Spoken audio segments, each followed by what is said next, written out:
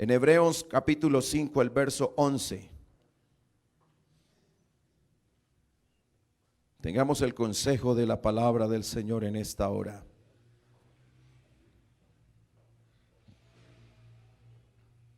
Hebreos capítulo 5, el verso 11 al 14. Dice la gloriosa y eterna palabra del Señor.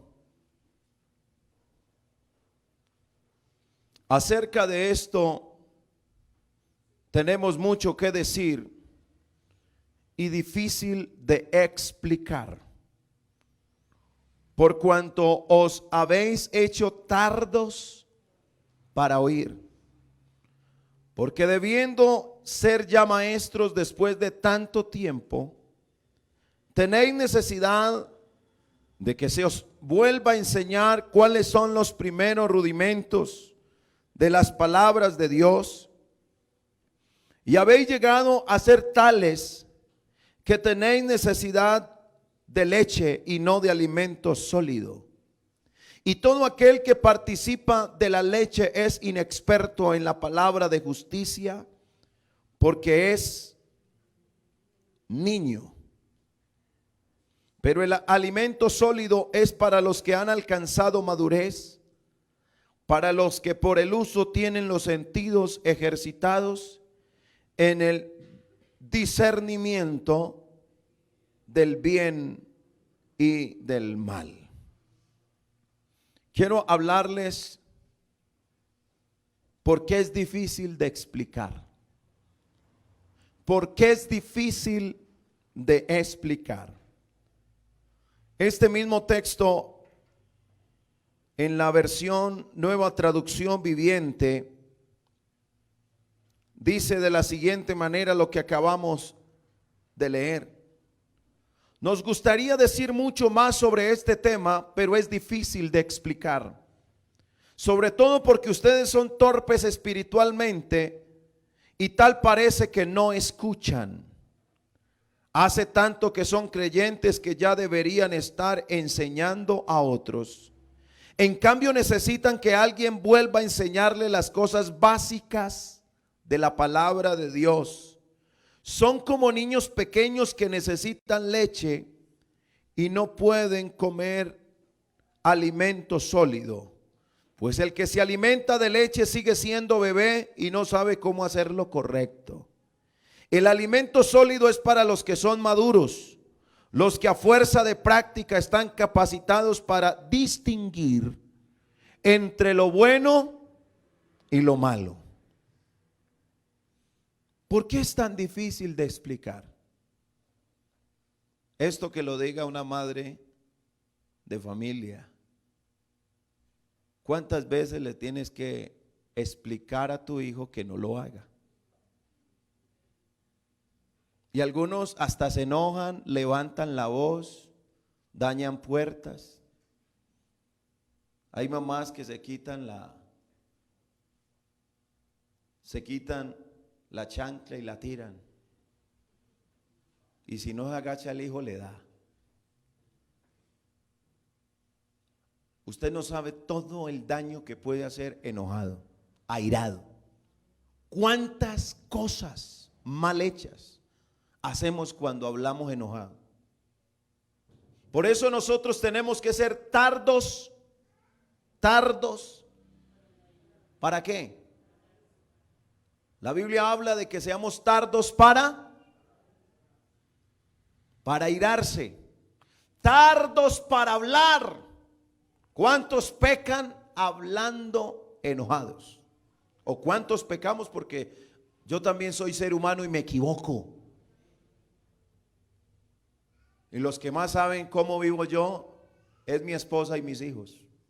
Ellos sí conocen realmente qué clase de creyente soy yo. De nada me sirve aparentarles a ustedes tener una santidad y viene el Señor y por una rabia me quedo. ¿Usted sabía que por un enojo usted se puede quedar? Porque el Señor nos manda a perdonar 70 veces 7. Y si no arreglamos, nos quedamos. O sea que usted queda eliminado después de todo este tiempo, lo perdió por no arreglar. Porque el orgullo es así, el orgullo no permite arreglar las cosas.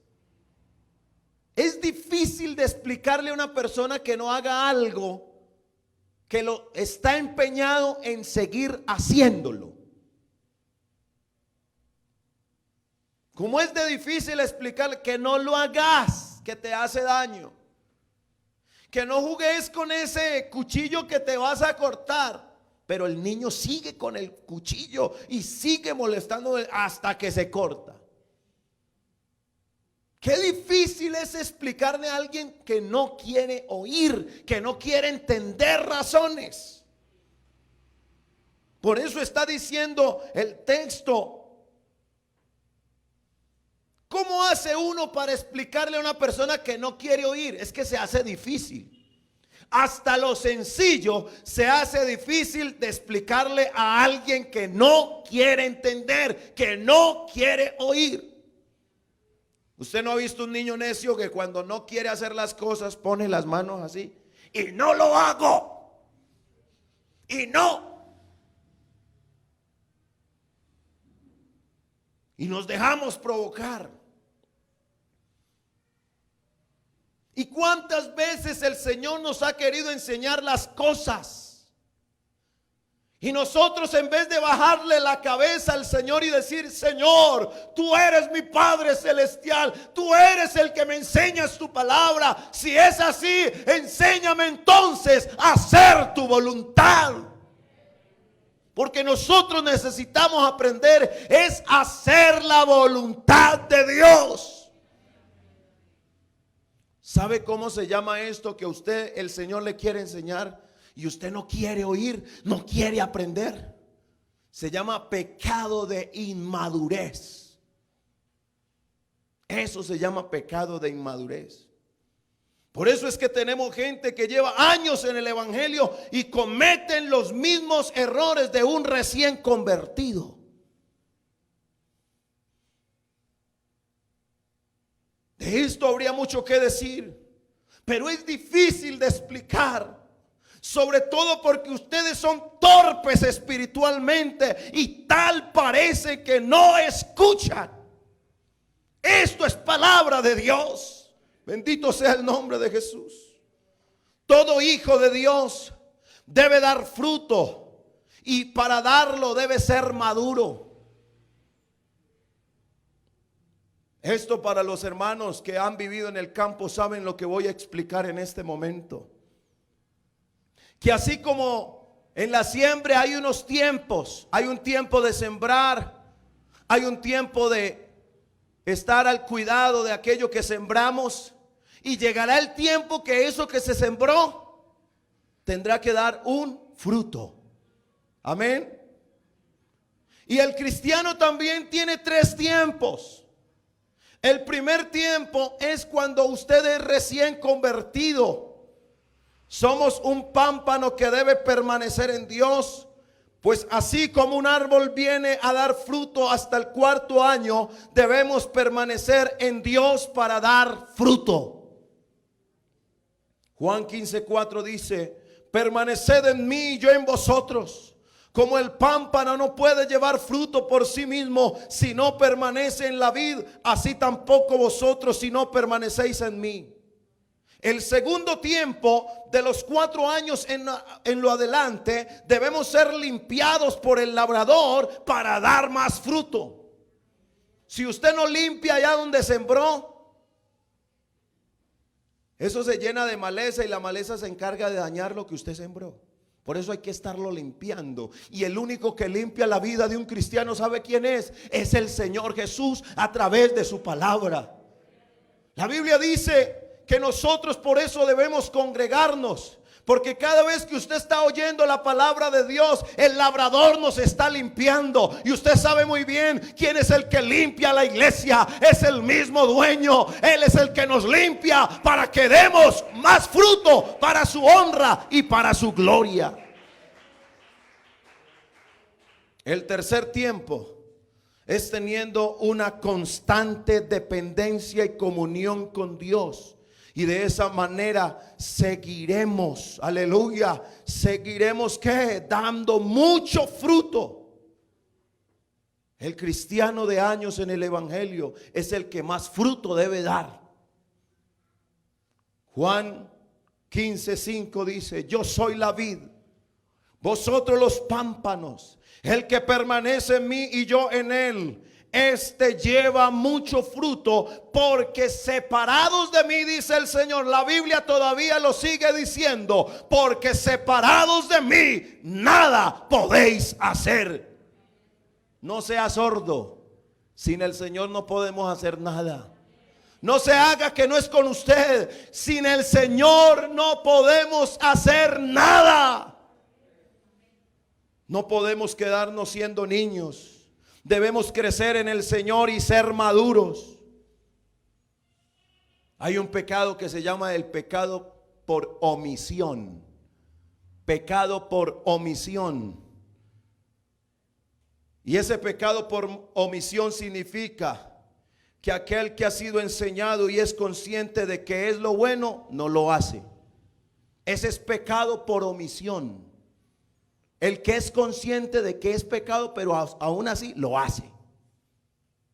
Miqueas, el capítulo 6, el verso 8 dice: oh hombre, él te ha declarado lo que es bueno, y qué pide Jehová de ti: solamente hacer justicia y amar misericordia y humillarte ante tu Dios. Si sabemos, escúcheme bien esto, si sabemos que es lo bueno y no lo hacemos, es pecado. Santiago 4:17 nos dice las sagradas escrituras: y al que sabe hacer lo bueno y no lo hace, le es pecado. La Biblia nos advierte y nos muestra el camino para no cometer errores.